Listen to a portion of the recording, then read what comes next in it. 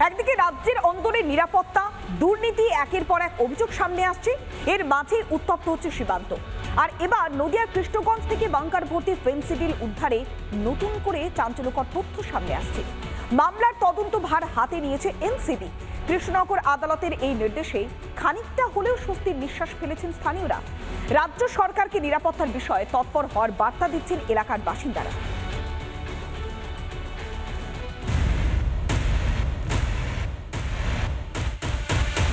শুক্রবার নদিয়ার কৃষ্ণগঞ্জে খোঁজ মেলে রহস্যজনক বাংকারের, যার জেরে চরম আতঙ্ক ছড়িয়ে পড়ে এলাকায়।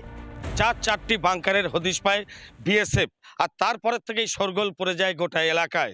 যদিও আজকে দিয়ে 4 দিন পার হলেও এই বাংকারগুলির মালিককে বা জমির মালিককে সেভাবে রাজ্য পুলিশের তরফ থেকে কোনো রকম তদন্তের অগ্রগতি দেখা যায়নি। মাঝদিয়া কলেজ থেকে ঢিলছোড়া দূরত্বে ওই বাংকারগুলি থেকে উদ্ধার হয় প্রায় 1,40,00,000 টাকার নিষিদ্ধ ফেন্সিডিল। খবর পেতেই এলাকায় যায় এনসিবি।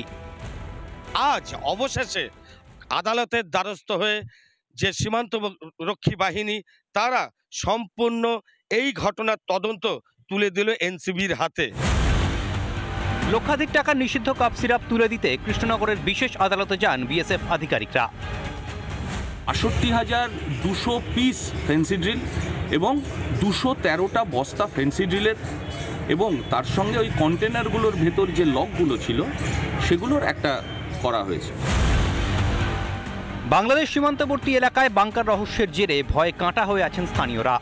তবে এত বড় ঘটনাতেও রাজ্য সরকারের গা ছাড়া মনোভাবে ক্ষুব্ধ এলাকাবাসী।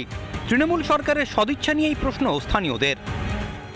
পুলিশ প্রশাসন এটা ধরতে পারিনি, কিন্তু কেন্দ্র প্রশাসনের বিএসএফ এবার ধরেছে। আমরা এই ইয়েকে সাধুবাদ জানাই। সাথে সাথে আগামী দিনে এগুলো যাতে বন্ধ হয় সেই জন্য প্রশাসনের কাছে আবেদন করব। এদিকে ঘটনার পর থেকেই এলাকা থেকে চম্পট দিয়েছে ওই জমির মালিক লালটু ঘোষ।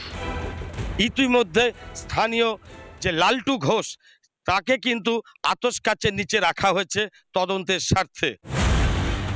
তবে এই ঘটনার পরই শুরু হয়েছে রাজনৈতিক চাপানুতর। অপরাধ দমনে রাজ্য পুলিশের ব্যর্থতাকে বেমালুম ভুলে গিয়ে আদালতের ঘাড়েই দায় ঠেলল তৃণমূল। এজেন্সি তাদেরই তো দায়িত্ব, বিএসএফ বর্ডার সিকিউরিটি যারা আছে তাদেরই দায়িত্ব ছিল। তা সেই মতোভাবে কোর্ট ওটার পরে যেটা দায়িত্ব দিয়েছে সেটা কোর্ট যেটা ভালো বুঝে সেটাই করেছে। এই প্রসঙ্গে মুখ্যমন্ত্রী তথা রাজ্য সরকারকে তুলনা বিজেপি সাংসদের। রাজ্য সরকার তদন্ত করবে কেন? তাদের মদতেই তো এটা হচ্ছে। কোটি কোটি টাকা আয় আসে, তাদের দলীয় প্রার্থীকে জেতানোর চেষ্টা করে, যে তাকে ধরবে কি করে? ধরার ক্ষমতা থাকবে নাকি? কেন্দ্রীয় তদন্তকারী সংস্থার হাতে তদন্তভার যেতে হাঁপ ছেড়ে বেঁচেছেন এলাকাবাসী। বিভিন্ন স্থানীয় নেতৃত্ব তারাও কিন্তু এনসিবির হাতে এই দায়িত্ব তুলে দেওয়াতেই যথেষ্ট আশাবাদী। ভিডিও জার্নালিস্ট অঞ্জন শুকুলের সঙ্গে পলাশকান্তি মণ্ডল, রিপাবলিক বাংলা, নদিয়া। নানা ধরনের কন্টেন্ট দেখার জন্য লাইক করুন, শেয়ার করুন আমাদের ফেসবুক পেজ, সাবস্ক্রাইব করুন আমাদের ইউটিউব চ্যানেল। পাশাপাশি অন্যান্য ব্রেকিং নিউজের জন্য অবশ্যই চোখ রাখুন রিপাবলিক বাংলায়।